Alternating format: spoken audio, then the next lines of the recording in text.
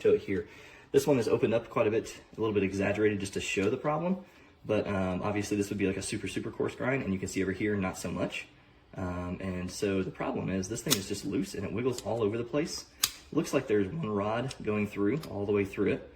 And there's a little bit of a spring-loaded mechanism here, so you can twist this guy down to get a tighter grind, a finer grind.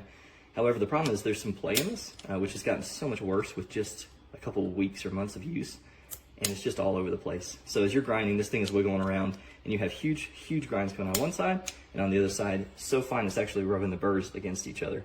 So if you do like a cold brew and you run it through the strainer, after you dump all the grinds out into the strainer, it's just going to be like all the super fine stuff gets right through it. As you're drinking your coffee, you're drinking these grinds. If you do a super fine one like an espresso, obviously still this is too loose and coarse for that as the setting is right now, but what you can see right there, the burrs are making contact completely. So as you're rubbing this around, grinding and turning the handle on the other side, which would be connected, this handle here, it's just grinding the burrs hard against them the whole time. So it's a little bit more working than the other shoes. That's straight up in the instructions, says not to have it set to where these things are grinding. It's not good for the product. So that was the second one I had the same issue with. I used it like once and I realized, okay, that's not good. So they sent me a third one again, which I just got. I hadn't even used it, and I just pulled it out. This one's even easier to move.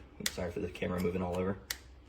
It's just not super solid built in there. So if somebody doesn't care at all about the consistency of the grinds and is fine with larger and smaller ones, you could probably open it up real big like I did this first one.